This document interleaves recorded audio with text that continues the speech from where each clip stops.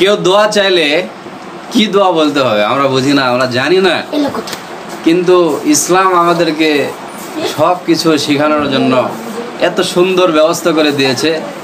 আমরা শুধু এই দিকে সময়টা ব্যয় করি না, কিন্তু অন্য কাজে আমরা সময় ঠিকই ব্যয় করি। আমাদের খেলাধুলা বলেন, ক্রিকেট খেলা বলেন, তারপর ফুটবল খেলা বলেন, যে কোনো খেলাই বলেন না কেন আমরা খুব পারদর্শী। অনেক ছেলেরা আছে গেমস খেলে, আবার অনেকে আছে ফেসবুক অনেক ঘাটাঘাটি করে, অনেক টিপাটিপি করে। কিন্তু আমি যেই আপনাদেরকে একটা উপদেশ দিব, সেই উপদেশটা অবশ্যই গ্রহণ করবেন, কেননা এই উপদেশটা লাখ টাকার চেয়েও দামি হতে পারে আপনার শেখার জন্য। সেটা হলো, কেউ দোয়া চাইলে কি বলতে হবে, কেউ দোয়া চাইলে কি দোয়া তার জন্য করতে হবে, গুরুত্বপূর্ণ একটি বিষয়।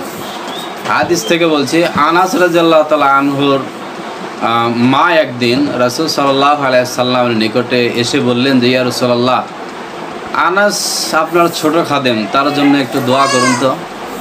তখন রাসূল সাল্লাল্লাহু আলাইহি সাল্লাম আনাসের জন্য দোয়া করলেন, আল্লাহুম্মা আকসির মালাহু ওয়া ওয়ালাদাহু ওয়া আতিল উমরাহু ওয়াগফির লাহু ওয়া বারিক লাহু ফিমা রাযাকতাহু। দেখেন, কেউ দোয়া চাইলে তার জন্য এই দোয়াগুলো করতে হয়, কিন্তু আমরা অবুঝ, আমরা বুঝি না। আমরা শুধু হাত তোলা, এই মুনাজাত, এগুলোর মাধ্যমেই দোয়া বুঝে থাকি, দোয়া শিখে থাকি। কিন্তু এই দোয়াগুলো যে আমাদের পড়ে আছে দোয়ার বইয়ে, হাদিসের পৃষ্ঠায়, এই দোয়াগুলো আজও গুরুত্বপূর্ণ দামি দোয়া হয়ে আছে, পড়ে আছে, কিন্তু এই দোয়া দিয়ে আমরা কখনো আল্লাহ রাব্বুল আলামিনের কাছে চেয়েছি? একটু নিজেকে জিজ্ঞাসা করুন, একটু নিজেকে প্রশ্ন করুন তো, আপনি কি কোনো দিন এই দোয়াগুলো দিয়ে আল্লাহ সুবহানাহু ওয়া তাআলার কাছে চেয়েছিলেন? আপনার কাছে একজন ব্যক্তি দোয়া চেয়েছে, আপনি কি বলেছেন? আপনার নিজের ভাষায় আপনি বলেছিলেন, কিন্তু রাসূল সাল্লাল্লাহু আলাইহি ওয়াসাল্লামের এই ভাষায় কি আপনি ওই ব্যক্তিটার জন্য দোয়া করেছিলেন? আল্লাহুম্মা আকসির, হে আল্লাহ আপনি তাকে বৃদ্ধি করে দিন। আল্লাহুম্মা আকসির মালাহু, তার সম্পদ আপনি বৃদ্ধি করে দিন।